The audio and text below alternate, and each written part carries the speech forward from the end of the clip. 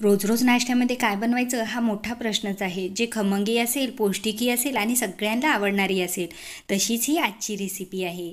त्यासाठी 3 तास अगोदर मी हरभऱ्याची डाळही भिजत घातली होती. जर खूपच घाई असेल तर थोडं गरम पाणी करून टाका, म्हणजे डाळही लवकर भिजल्या जाते. भिजलेली डाळ मिक्सरच्या भांड्यात टाकायची. त्यामध्ये अर्धी वाटी रवा, थोडंसं अद्रक आणि थोडं थोडं पाणी टाकून एकदम बारीक वाटून घ्यायचं. आता वाटलेलं वाटण एका बाउलमध्ये काढायचं. जास्त घट्टही नाही, जास्त पातळही नाही, अशा पद्धतीचं हे बॅटर असलं पाहिजे.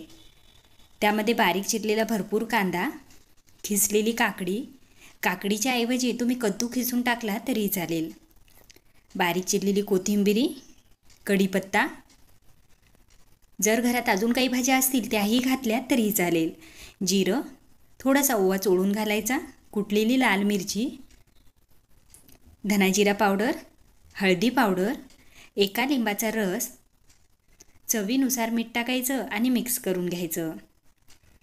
या ठिकाणी बॅटर बनवायला काहीही वेळ लागत नाही, फक्त डाळ भिजवण्यासाठीच थोडा अगोदर वेळ लागणार आहे.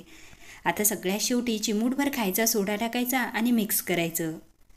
सोडा टाकल्याबरोबर थोडं हलकं असं बॅटर बनून तयार होते. तर या ठिकाणी हे बॅटर तयार आहे.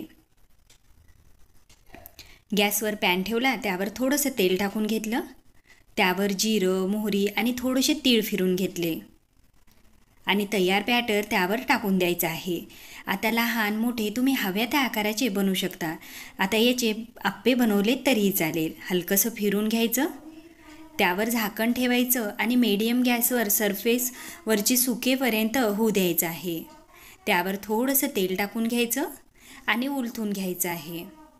आता उलट पुलट करून थोडं थोडं तेल टाकून दोन्ही साईडनं मस्त खमंग खरपूस असंही भाजून घ्यायचं आहे. आणि भाजताना गॅसची फ्लेमही मीडियम ठेवायची, म्हणजे आतमध्येही छान असं भाजल्या जाईल. दिसायला तर खूप मस्त दिसत आहे, त्याहीपेक्षा खाण्यासाठी खूपच खमंग पौष्टिक अशी ही रेसिपी आहे. वरून मस्त अशी कुरकुरीत झाली आणि आतमध्ये छान अशी जाळीसुद्धा आलेली आहे. आता चटणीसोबत, सॉससोबत, कशाही सोबत तुम्ही खाऊ शकता. सकाळी, सायंकाळी केव्हाही तुम्ही रेसिपी बनवू शकता. जेवढी दिसायला मस्त आहे तेवढीच खाण्यासाठी खमंग आणि पौष्टिक आहे आणि सगळ्यांना आवडणारी असेल. आता ही बनवायची माझी पद्धत तुम्हाला कशी वाटली कमेंट्स करून जरूर सांगा.